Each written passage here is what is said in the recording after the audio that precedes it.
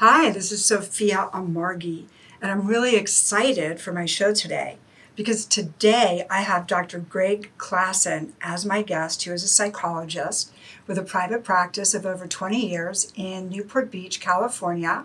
And we are going to build on the episode that I previously shot and have shared with you about the fact that I married a man who is a sociopath. And Dr. Klassen spends a lot of time in his private practice working with personality disordered clients and issues around attachment. So, with no further ado, let's get hip to the trip.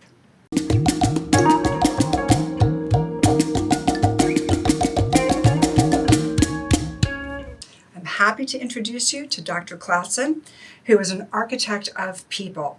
For over 20 years in private practice, he's been partnering with individuals and couples to dig below the top layers of problems and crisis situations and unearth the amazing person underneath.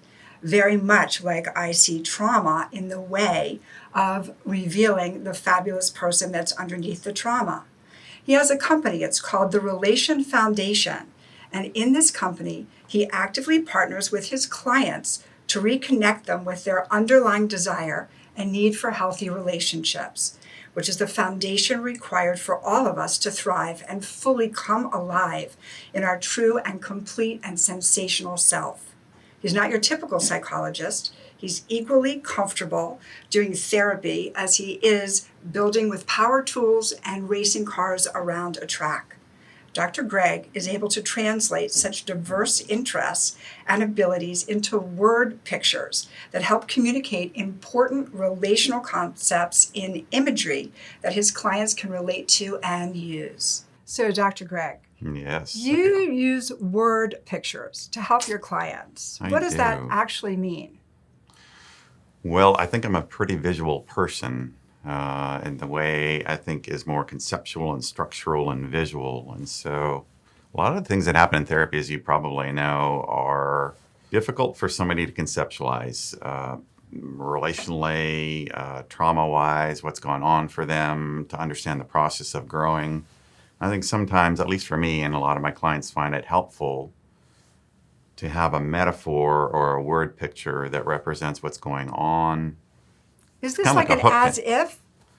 It's as if. Yeah, it's as if oh, yeah, I you're do that the all car the time. going down the road. Yes, I do one that wheel all the fell time. off, and you wonder why it's so hard to do life. Okay, all right, good. Word pictures. Yes, I do that all the time. Yeah. And I'm like right in the moment coming up with these conceptual notions. Mm-hmm. Okay, got it. Word pictures. So there's a kind of an as if this. So then you paint the picture that is relatable to them, it sounds like. Yes, absolutely. Okay. I like that. Yeah, as much as possible for things that they can relate to. Yes, good, right? So isn't that kind of part of meeting the client where they are? Absolutely. Yeah. I think that's the art of it, is to find where they're at, not where we are, and expect them to come to us. Great. I love that. I do that too. So it's like going into another country. You know, you've traveled around the world. Well, you want to speak their language. You want to speak their language to the mutated, limited ability that you're able to.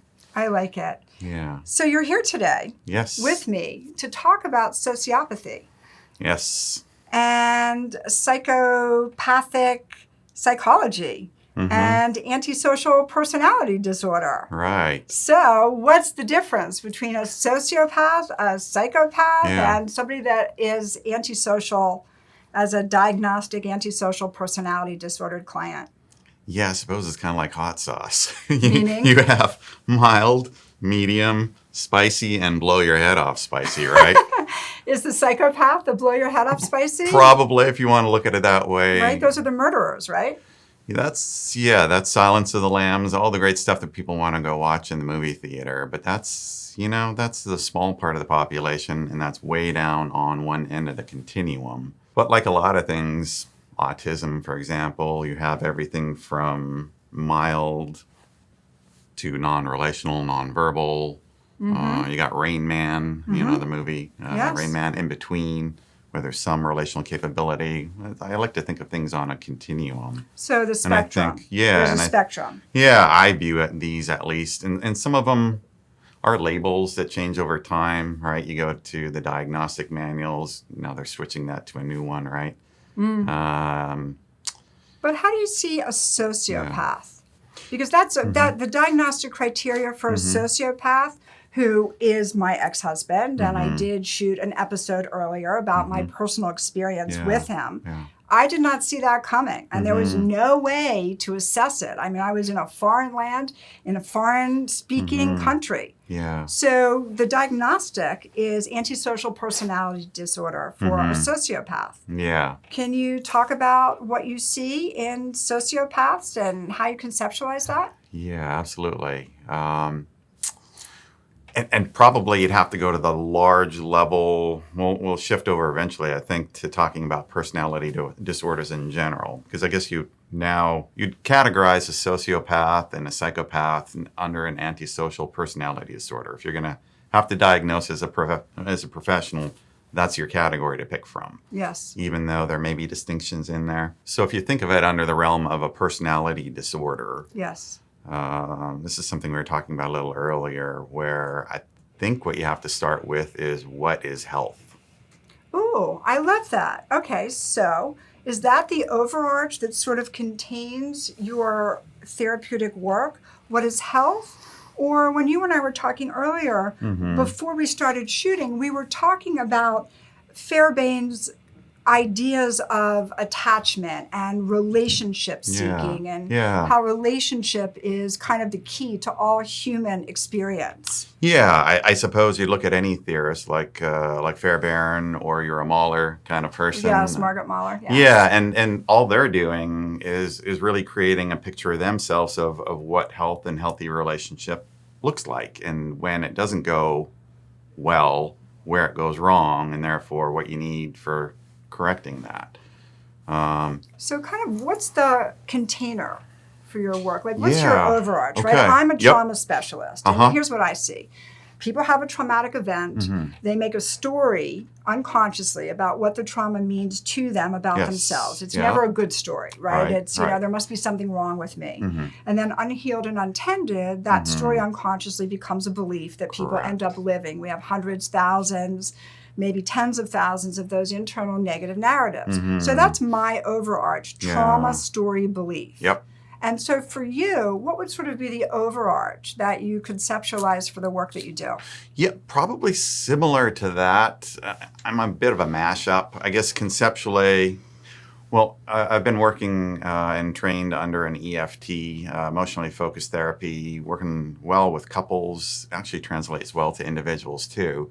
But it's similar to that. They have what they call a reactive attachment cycle, or a negative reactive attachment cycle. And it's similar to that too, where people, when there is a trigger event that reactivates an old fear, it's felt physically, there's a narrative that goes with it, there's a way to cope with it, that then usually in a relationship bumps into the other person's fear, and around we go, replaying our fears, whether they're real or not in the moment.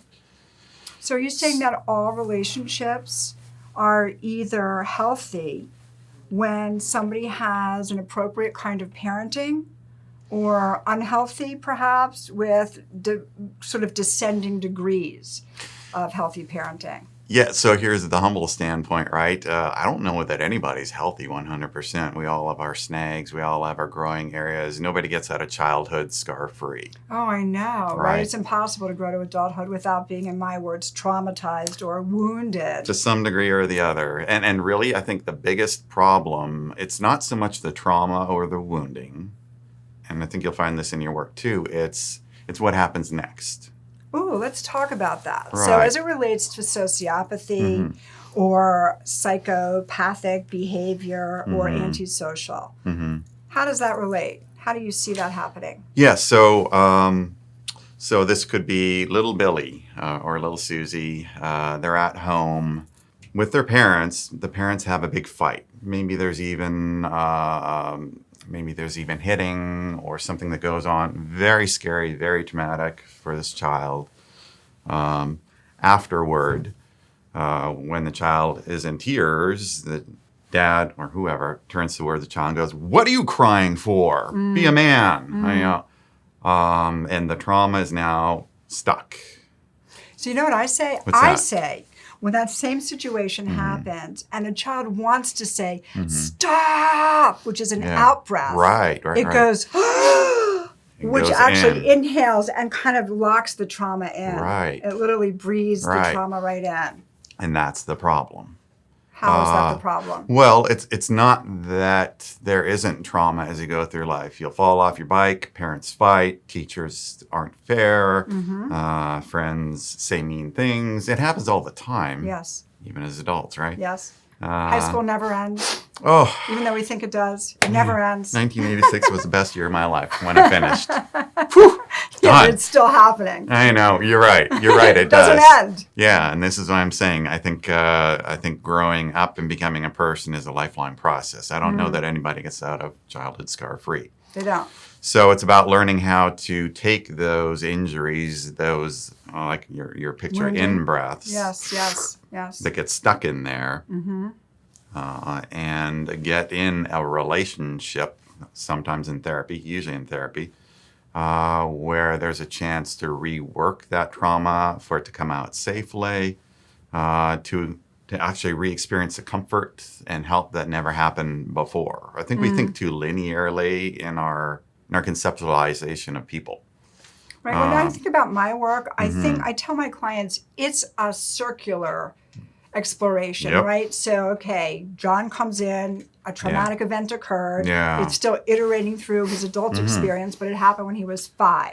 Right. So we address it, we name it, we address it, and we go around working around it. And then we come back around to it, and then we go in a little deeper. Yeah. And then we come back around and we go. Right. So that's how I see Right. it, is this ongoing sort of rotational way of addressing it, Yep. peeling back the layers Yeah, to literally. reveal more and more core Correct. wounding or what really happened kind of on a cellular level Yes. below conscious awareness. Right. Yeah, All because right. it gets so down in there All the way that in, and it people takes a while to forget get there. what's even there sometimes. Absolutely. Yeah, so we have to keep peeling back the onion, or we have to keep circling around and around. Anyway, Right. that's how I see it. So, Well, you're, it's yeah. I'm sorry, I go think on. I think it's re-experiencing is what you're doing in that. It's not each time you go around, they're having a new experience of when I'm scared. When I touch on it Yes. just a little bit, Yes. either intentionally limiting it or this is all I have access to.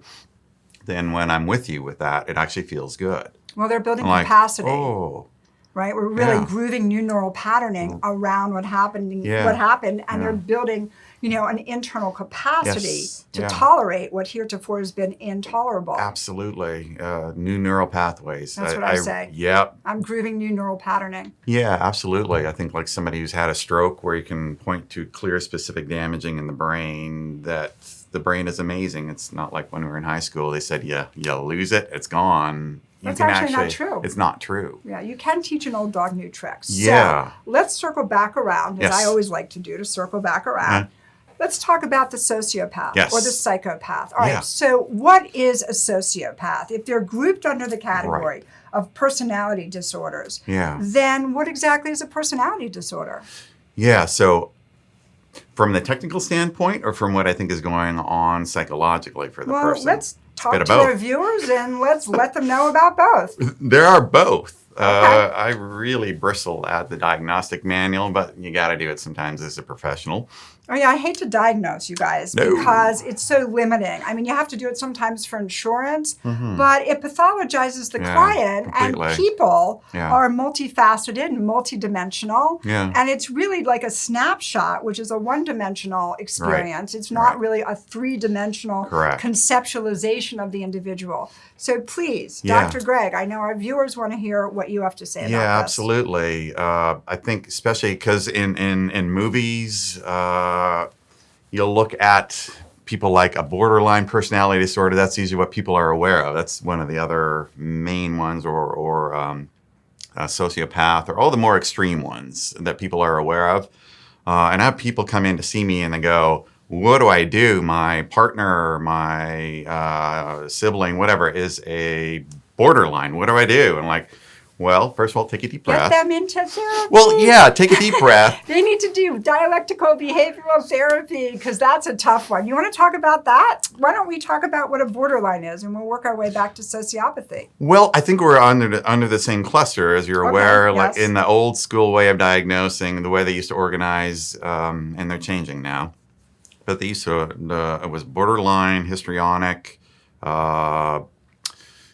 antisocial.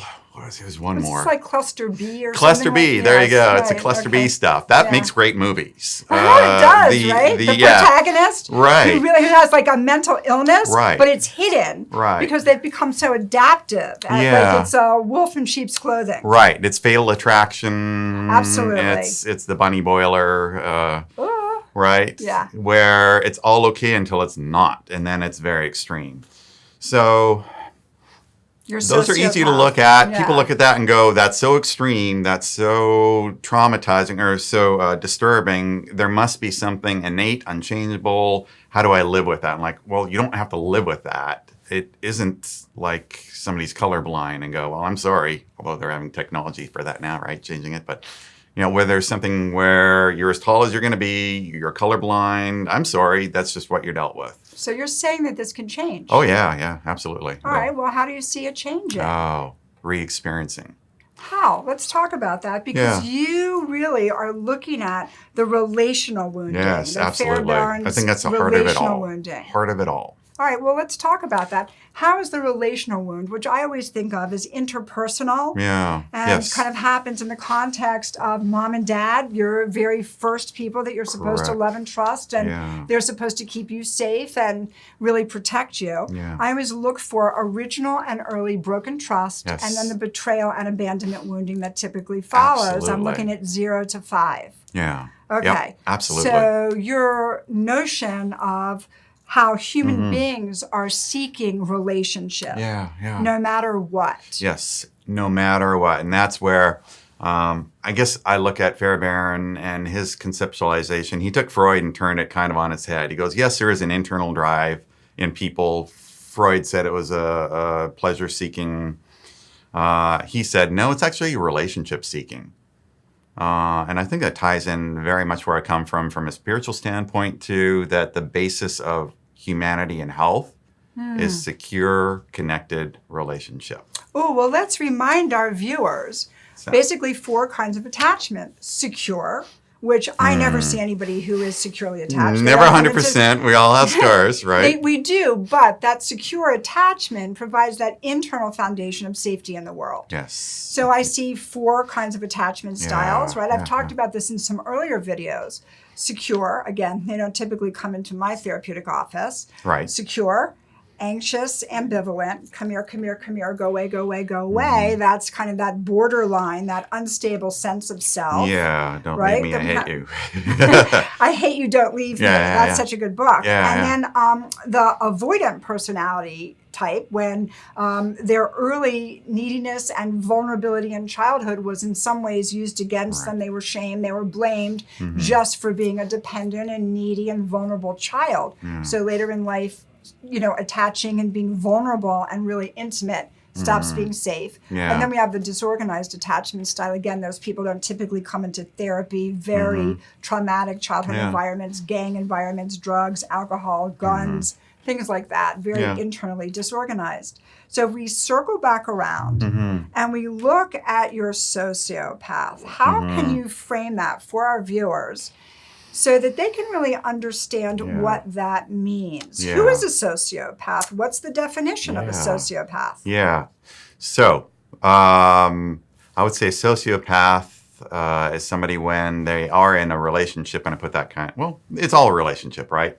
There is... I think of varying degrees. Yeah, varying degrees on a Yes. continuum. Yes. In a relationship and an interaction with another person, the other person's emotions, needs, personhood is often marginalized, if not completely dismissed. It's not Ooh, even... Let's talk about that. Yeah. Yes, marginalized or completely dismissed. The other Yeah. person, so we have a sociopath, Yes. then who forms a relationship with somebody who's not a sociopath. You're normal neurotic, like you and me, like most of the population. And then what happens? What happens in that? The person that the sociopath gets into a relationship with, their, what did you say? Their needs are marginalized? Marginalized or Diminished? disregarded. How? Yeah, all the what way. does that look like, behaviorally speaking? It's the. I'll just speak from a guy's standpoint. How about Please that? speak to our viewers Speak from a to the guy's standpoint, please. Because I think characteristically, whether it's because of how it's expressed, you're going to find more people, more women diagnosed under a borderline personality disorder, more men diagnosed as a sociopath or any social personality disorder. Okay, what's the behavior? Yeah, so that's... Because I always say, not to interrupt you, but to interrupt you, I always say that if a woman goes out with a man on a first date and he beats her up on the first date, she's not going to go out with him on a second date. Correct. So that is a slow grow. Yeah. That happens over time, and it starts to, that violence in a relationship, the diminishment of the other person and the objectification of that person is a slow grow. And the victim often doesn't even understand what's happening until they're, maybe in the emergency room at the hospital. Yeah. And so if, a woman goes out on a date with a sociopathic man, Sure. and he marginalizes what's important to her and he dismisses things that she values, most likely she won't go out on a second date. So how does this show up in a relationship? Just like that. So you're out on the date. They're out at the first date holding their menus and ordering, and she says, "I'll have the spaghetti." And he goes, "Why would he choose spaghetti? That's a poor choice. Nobody would choose that." Would it be that obvious? I want you to tell her. Okay, that's the exaggerated version. That's the exaggerated version. Let them know. Yeah. Yes. I want to know the subtleties of this. Yeah, it's often more subtle than that. You're right. So exaggeration for effect. We're talking about the diminishment of things that are important. If I go on a date with you and I tell you that I value my dog and I value my time on the beach and, I like culture, I like travel. Yeah, and as you're what raving... What do you typically do in a subtle way? Yeah. As you're raving about your cat and oh my gosh, I'm allergic to cats. Or your dog. Plus, I feel mildly competitive with cats, just so that you all know. It's like this weird thing with me. But anyway, That if you're talking about your dog, for example, and bringing out the pictures, then I'll say, well, look at my cat. Are you trying to trump me? Oh, that's a terrible word to use. Are you trying to one-up me? Yeah. I actually don't really care about your dog. So because you're interested in something, I'm going to show you something that's interesting to me. And they're kind of the same, but I'm going to draw the attention over here. Okay, can you say more? Yeah, because I see you as an object, essentially, for me to be enjoyed by. And so what brings you pleasure isn't even really a concern to me. I'm more concerned about whether I'm going to be noticed. Oh, that is great. So let's say that again for our viewers, really. Please tell them what you just said. That's so important. Sure. The objectification, not seeing the other person as a separate and whole self, but seeing them as an object for the sociopath's enjoyment. Yeah, you're a purpose, not a person. You're here for my purpose. You're not necessarily a person. I may engage with some of what you have to say, but it's usually in the service of turning it back toward me and what's important to me. And then if you're hurt or offended by that, I'll genuinely be confused and diminish your protest to go, why are you so sensitive? I'm just showing you a picture of my cat. Okay, this is very important, folks, because in my experience, my sociopathic ex-husband would bait and switch all the time. So say one thing, which then I would respond to what I considered to be appropriately. And then if he didn't follow through on what he said, he wouldn't address the actual issue. He would say, "You're so reactive." Is that what you're talking about? Yeah, absolutely. Okay, can you say a little bit more about that for our viewers? Again, the sociopath, do you think that they're made? Do you think it's nature versus nurture? I think it's, I believe probably 99% of the cases, although I'm going to allow for some kind of biological hardwiring, just like people are born colorblind. There are things that don't always wire together in the typical way. But I'm going to say most are made. Anything in the personality disorder cluster, they're made. So this is really interesting, folks, because I actually have a little bit of a different take on that. This is why we're here talking. I know, It's great. right? So Yeah, yeah. I tend to think that the personality disordered client, such as I do actually think that the borderlines have a tendency, they might be, let's say, like a more colicky baby, more sensitive, to light or noise in infancy. But depending on the kind of parenting, I believe that can either get activated or it doesn't necessarily have to be. Okay. When I'm thinking about sociopathy, I do not think that they're made, but you do because of this relational piece. Is that correct? Yeah, yep. All right. Can you say why you think that they're made? Sure. I remember I was at a conference a number of years ago, and there was some video one of the presenters put up there of her work. She's from Switzerland. Socialized medicine there. She was the expert on call in the hospital that was brought in if mom and baby were having a hard time. Oh, like in bonding or something? Yeah. Okay. And so great care available to them. So this is video of a baby that she was working with. And I'll give you the backstory after for effect. So this baby, you don't have to be a baby expert to see this baby, camera view down on the table, 1 week old or a little less, to go, oh gracious, whoa, what's Really? What did you see? just shut in? Oh, gosh. Not responding to any. If a baby's not swaddled, they're usually wiggling and like completely still, curled in, avoiding eye contact, and you go, Oh, wow. oh, mom was right. There is something wrong with him. Okay. So this woman begins working with the baby on the table, moving limbs, touch, vocalizing, and it's like somebody hit a light switch. Click. This child comes to life, starts vocalizing, moving, wiggling, doing everything you'd expect a baby to do. Was its mother not relational? So, and mom just off camera for the first time ever, and if you know babies know mom. For the first time ever, they reported after a baby had actually turned and oriented its head toward mom. They do that normally. This one was not. Well, what happened in the first week of the baby's life? Yeah, so the backstory. Yes. First time mom. Yes. Twin boys. So not even a male-female difference, but everybody has an expectation of what a baby's going to be. The other brother that was not being presented was what mom expected. He interacted in the same way. Just because they're twins doesn't mean that they're going to interact and be on the same frequency. True, If they're you have two more different people. I think if you have kids, have more than one. That way you understand you're not that awesome and you're pretty good. As a parent, because you're going to find they're so different. And, everybody's different right. and unique in themselves. Yeah, Separate absolutely. self. So this child was not operating and on the same frequency that mom expected. So and had already come to understand it. That's so and fascinating. shut down. So are you saying that mom had an expectation, i.e. a story, Yes. about what the babies are supposed to be? And what a relationship looks like. So if the baby is not matching up to the parental expectation, it sounds like this mom might have made a story that the baby was rejecting her, which kind of falls into my purview of trauma story belief. Yeah. Right? Yep. So here's the unconscious story. I'm having my baby, but the baby doesn't like me or something. Yeah, absolutely. Wow. Yeah.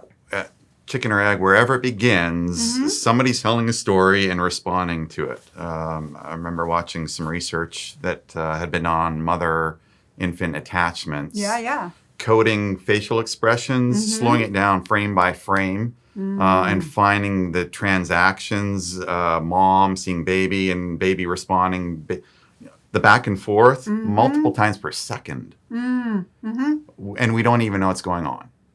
And this mom genuinely cared about her baby. Wasn't just brushing it off.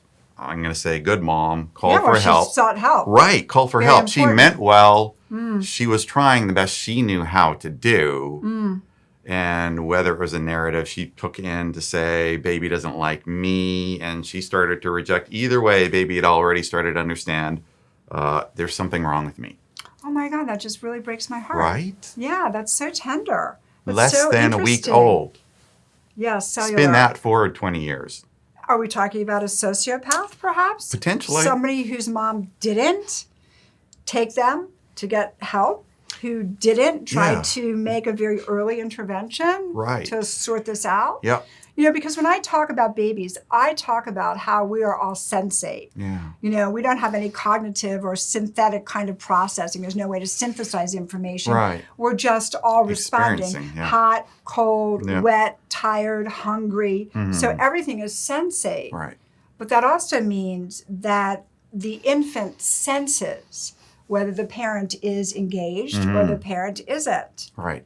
So you think know. that a sociopath would be someone who is made. Yeah. Yes, absolutely. You know, it makes me think when I was talking about 1986 being a fabulous year, because finally I was done with high school, and Guns N' Roses finally saved us from a flock of seagulls and a horrid music scene that was going on. That's hilarious. There was a movie that came out in the theater, vivid in my mind, before I even thought about going into the field of psychology. Maybe this is a precursor that said, hey, pay attention. Manhunter. And that sounds like such a guy movie. Well, no, but it's I did not it's an see it. early Silence of the Lambs. Okay, how so?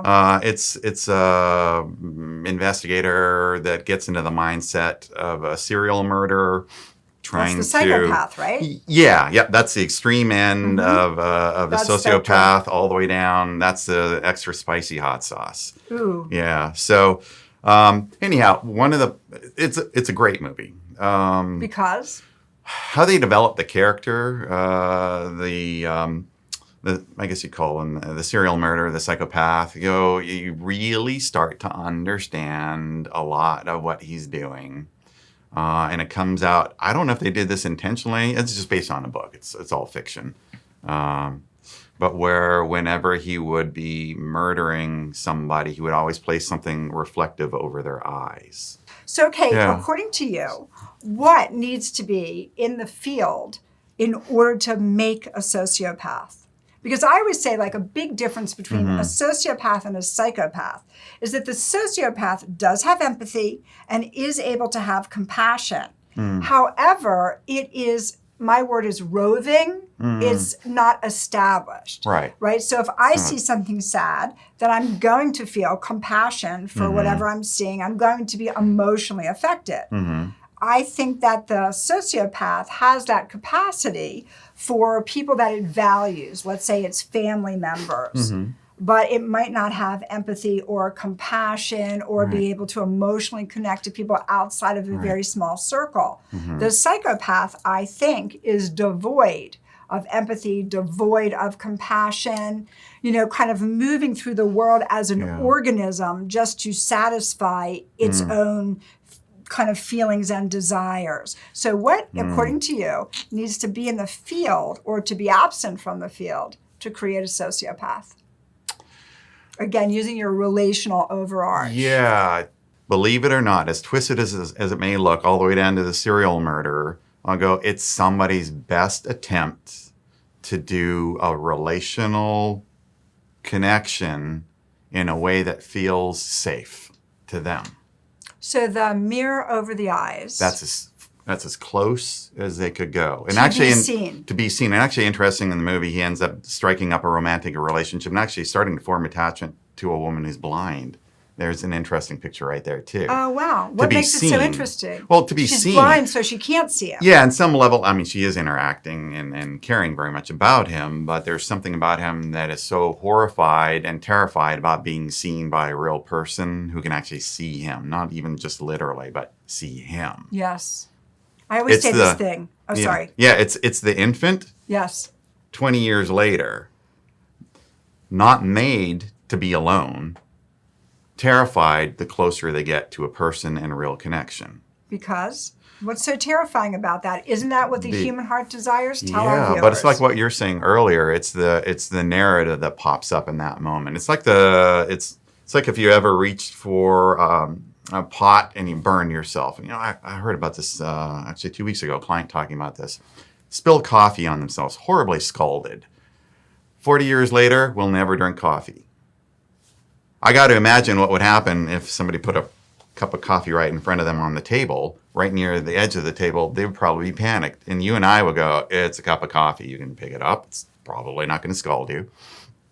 For them, overwhelming. It's the breath in. It's stuck. They replay the narrative.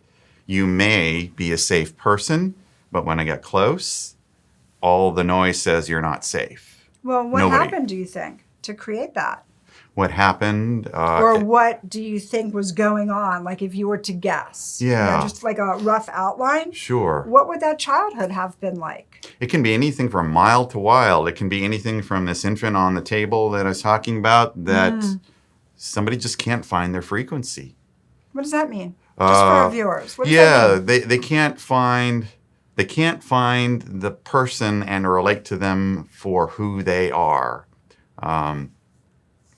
And the child experiences that. They know when they're seen. They know when they're not. So I have this thing that I talk about, which is you can go to any swimming club, any place that there's a swimming pool, and moms bring their kids. And the kid is on the diving board. Mom, look at me, mom, mom.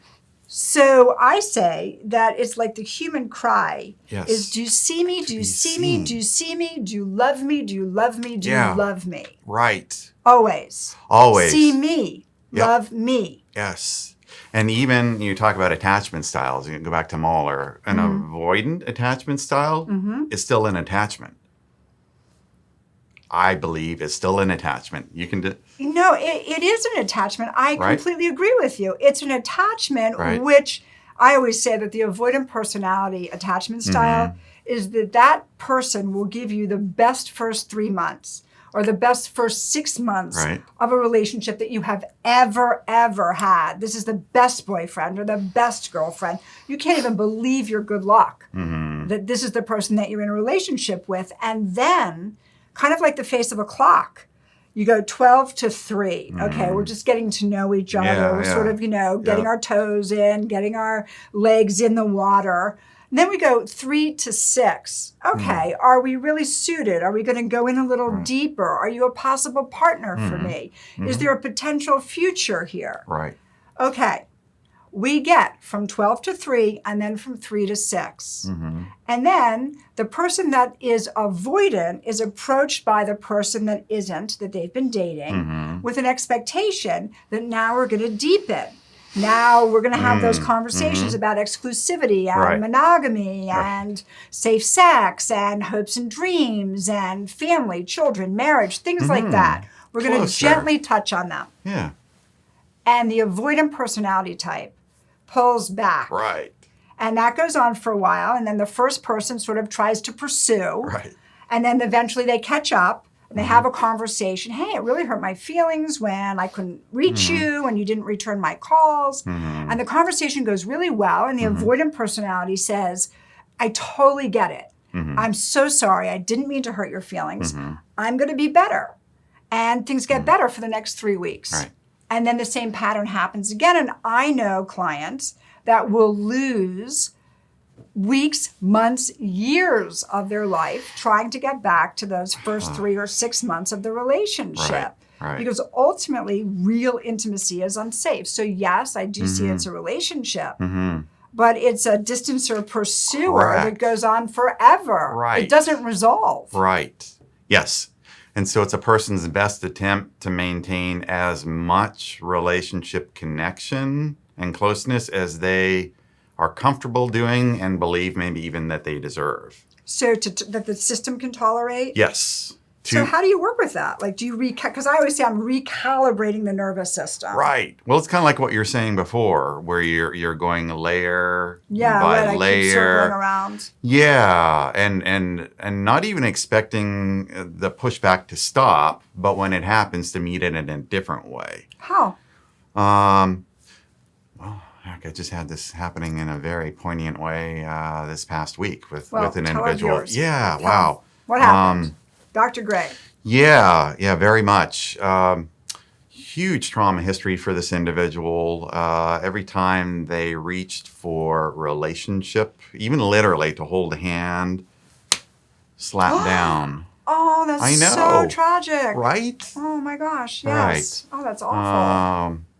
In the midst of a huge trauma situation, coming to the other parent who could not listen, breaks my minimize. heart. Yeah, right. Yeah, absolutely. So what happened? How did you work with that? Well, working. How are you? Working, How are you working right? with This that? is a work in progress. It's the Sure. re-experiencing bit. It's a little bit at a time. When the trauma, not if the trauma, when the trauma story and narrative comes up, to go, what's going on right now? Right. Did you say what's the story? I always say, what's the Sure. story here? However you work. Yeah. What's in there? What's happening? You look scared. I feel like I'm losing you. Put into words what they're doing, even at an unconscious level. They don't even know that they're regulating like a thermostat. They're just creating the safe distance. They're pulling back, pulling in. And if you work with trauma people for this particular person, it's the stifled breath, and even hand over the face, and like That's so right, sad. right, It's a heartbreak. right, where they're creating a gap, a barrier, and it's the patient nudging in to go. Could you breathe into that trauma? Could you add more life to it so we can share it together? Rather than take a deep breath, relax. It's really, no, actually, I want more of that here. What? Explain that more. Explain to our viewers. What do you mean? Breathe into that. Sure. Now I'll give you a personal example. Okay, sure. One of my little guys. Give it to them. Yeah, one of my little guys. When he was little. One of my guys when he's little. Couldn't really Does this pick him up mean well now. one of your children? Yeah, one of my little kids. Okay. Don't even remember. It was a child-sized trauma. Broke a toy, I think. And could only maybe say a word or two. Very young. So he comes toddling over, wants to be picked up. Good sign already, right? Go to a person Attached. when there's trauma, when they're sad, you go to a person. So I Seeking picked that them good up. object. Right, because that Healthy, gets healing. taught. You don't have to get taught to have feelings. You get taught what to do with them next. Please say that again. That's so Sure. important. Say that Feelings again. are automatic. You're born with them. Just watch a Yes. baby. They have plenty of them. Yes. What to do with feelings is learned. You do learn it, whether it's told to you, whether it's modeled to you by what you watch, whether it's modeled by what's interacted. Big boys don't cry, or anger is okay, or it's taught. Yes. So he gets toddles over, wants to be picked up. I pick him up, and then, honestly, I don't even remember, started to talk about what had just happened, added words to his feelings, added words to the experience, what had happened, and then, when I know I hit it, if this has ever happened to you, then the big tears started. Not the smaller ones, the big ones, and the sobbing. Right? And I go, good, we got it. Hold him. Interesting thing, at that point, there are a couple other adults who are less comfortable with emotion, who then wanted to interject and say, we'll buy you a new one. Oh, yeah, no, that's all wrong. Right. Or, That's all wrong. no lie, literal, look, a bird. No. We don't want to do that. Okay. We want I'm to support the small child. Right. We want to support our children. Right. So that they can actually tolerate what they feel. Because, guys, feelings are our friends. Right. And they're telling they you something's help. going on. Yes, and they are part of and help us navigate. So we need our head, Right. we need our heart, Yes. and we need our belly. So we first get the hit in our belly, in our kind of nervous system. It goes up to our heart, and then we synthesize what we feel in Right. our head. Yep. And so if you are not engaged, head, heart, and belly, in my opinion, then you're navigating and you're never really focused on true north. Your compass is always slightly Right. off. Right. And a lot of people that get very uncomfortable with feelings, that don't have the capacity to tolerate strong emotions, and oftentimes can't even identify them, Right. they are overdeveloped in what's called your executive functioning capacity, your Right. prefrontal cortex and your frontal lobe. So they're using their head almost only as part of their navigation in the world. But we need our heads. We need our hearts. We need our emotions. I always say emotions are our friends. Right. And when I'm working with somebody as they're navigating a trauma, I will always say, put your hand on your heart. It's very soothing. Put your hand on your heart. Right. And say, what's the emotion? And sometimes people can get to it and sometimes they can't. But the brilliance of this story about what happened with one of your children, to be able to pick up the child. So now the child's nervous system is being calmed because it's touch, right? It is, 17 very much. seconds, skin to skin It'll stop contact. hiccups too. If you ever get them, do that. Stop what? That'll stop hiccups too. Oh, You I do didn't that know with somebody. that. Yeah. Forget the that's paper cool. bag. Go to a regulated person and let Yes. them hold you for just a minute. It'll be done. Well, I have people touch each other all the time. I have couples in trauma and crisis, couples that are not communicative, full front-to-front press, arms around each other, synchronizing the breath, just breathing together, which will attune them to each other and calm the nervous system. 17 seconds of skin-to-skin contact, the brain starts to produce oxytocin. Yeah. So it's really important. So here we Very have this important. beautiful experience. You pick up the child. So now the child is literally supported by touch to have their own experience of themselves.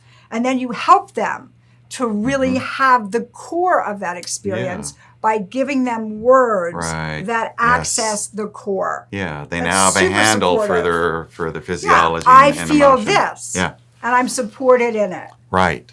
Okay, so if we have a child who doesn't have that, Right.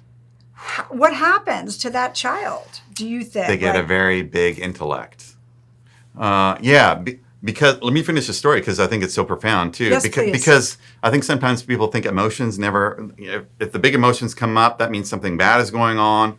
It took no more than about 30 seconds for this. And when the distraction went away. I'm glad my child couldn't see this because the evil eye was going, stop.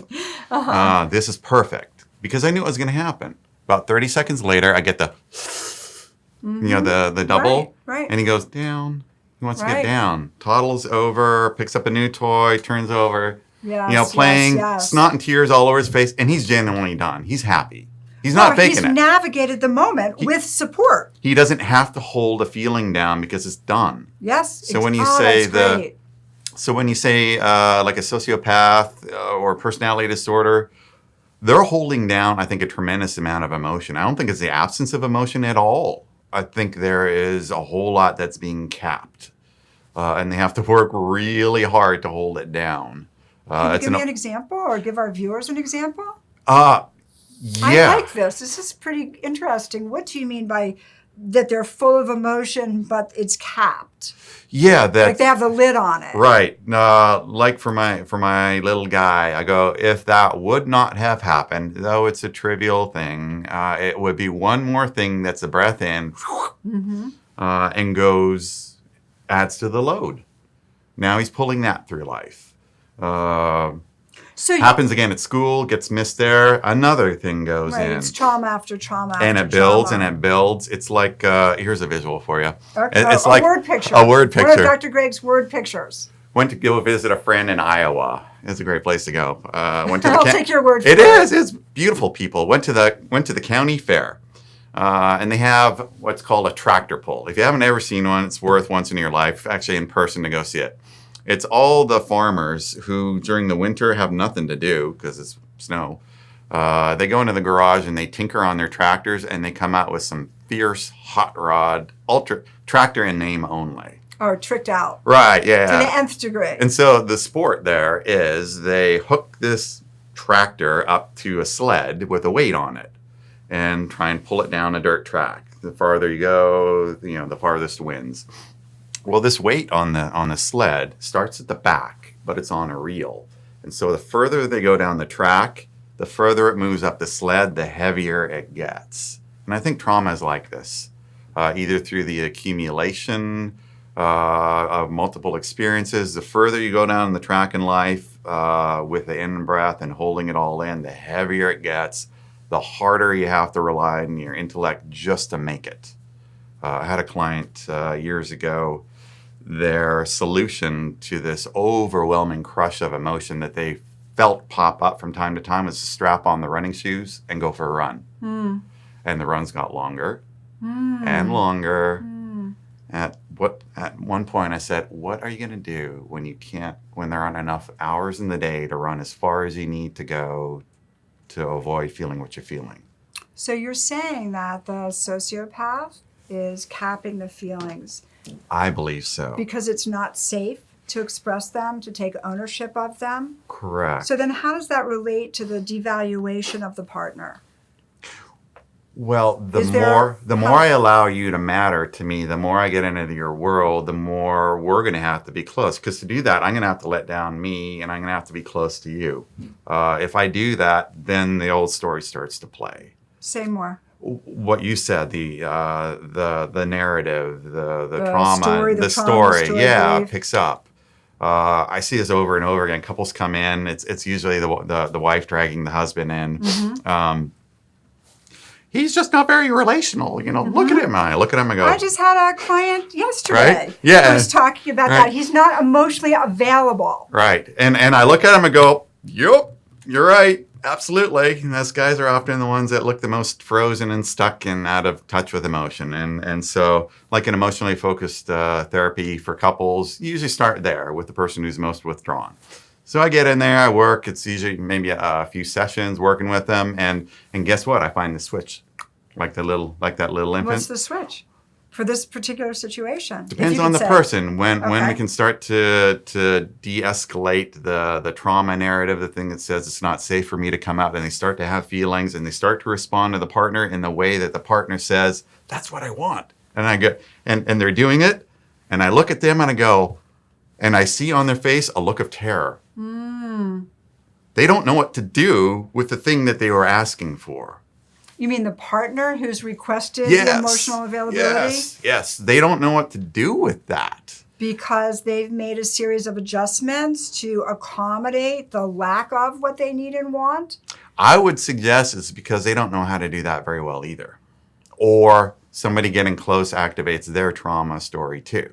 It's a classic thing that we know in substance abuse. An alcoholic, an enabler, right? It's peas and carrots that kind of go together. Yeah. And everybody looks at the enabler and go, "Oh, what a sweet soul! Look at what they put up with." The long suffering, sainthood will nominate them for that. And I go, well, that's an interesting picking a partner they made. Because apart from the addiction, whatever it may be, what you usually find underneath an addiction is somebody who doesn't know how to do feelings in a relationship. Oh, right. And they can't tolerate uncomfortable. That's the classic. Right, It's yeah. uncomfortable. And Right. I've done a lot of work with addiction and recovery over the years. Right. And so... And so in a relationship, I think it's like that too. I think water finds its own level in general. Sometimes there's surprises. But I think everybody has scars. Everybody has hesitations. Everybody has a narrative to some degree. Sometimes it's big and loud. Sometimes you don't even know till it gets pushed on that it's there. It's like lying in wait. So it's like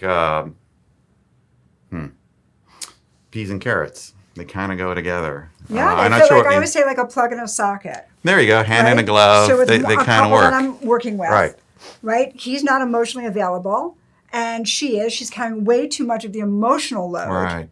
Okay. So the desire is to get the partner to be more emotionally available. So let's say that actually happens. Yeah. Then the individual who has been the one that's carrying too much of the load also has to change. Right. But now identity has kind of consolidated around, I'm That really strong, role. I'm really Right. capable, look at all that I am doing, I don't feel met by my partner. Now they're fired. Yeah, but let's say that the partner starts to open up Right. emotionally. Let's say that the partner actually starts to be able over time to provide that which the other person is seeking, the other person has to change too. So in an alcoholic family, right? Dad's the alcoholic, he's coded by mom, he's coded by his two kids, and eventually he gets sober. Everybody wants him to get sober for years. Eventually he does, and then he comes back into the family system. And that means that everybody in the system has to change as well, Right. which people will resist. Right. So there's this sort of subtext here of trying to get dad to go back to drinking Yeah. because it makes them change. Right. So to wrap up, as we have explored sociopathy, relational attachment, relational wounding, as we've looked at a couple of ways that trauma and wounds kind of show up, actually in the therapeutic field for both of us, can a person with a personality disorder actually change? Absolutely. All right, well, absolutely. Tell our viewers, Yeah, because this without is very a good question. news. Yep. So tell our viewers Yeah. that this person is capable of changing. Yeah, absolutely. It makes me think of the joke for psychologists. How many psychologists does it take to change a light bulb? How many? Just one, but the light bulb has to really want to change. And I think personality disorders are kind of like that too. I believe it's one of the most difficult categories to work with. So I don't mean to trivialize and say, oh, it's simple. It's so complex. Oh, yeah. My gosh. And honestly, this, depending on the degree, again, because it's on continuums, this is years, probably. Years, yes, it's long term. I say 3 to 5. Yeah, that's probably a usually good ballpark. Yeah, 3 to 5. Yep. Because with your borderline personality, you've got to help them regulate the system. It's a Right. completely dysregulated internal system. Yeah. So almost everything can be a trigger for high degrees of reactivity. High degree, yep. Keeping their partners and loved ones walking on eggshells Right. because there's nothing that anybody could anticipate that would sort of trigger them and set them off into a reaction that would be extreme to the external stimuli. Right. Okay, if we're working with a sociopath, Yeah. how does that person heal? And we're going to work our way towards the conclusion of our interview with We have this to stop? notion. Okay. Yeah, we have to All right. stop at some I point. got so much more to say. I know, we could All go right, all all right, day. all right. Maybe next time. Okay, next time then.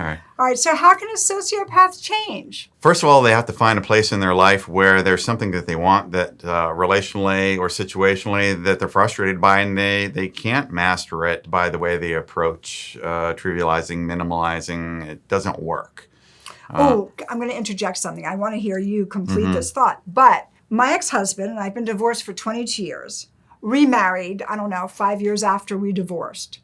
And our son told me that he overheard a conversation between his father and his stepmother. And the conversation went like this. The stepmom said to my son's father, my ex-husband, that she felt like she was in the relationship alone, that he was not emotionally available to her. Yeah. And then this happened quite a long time ago. My son simply reported that he had overheard this.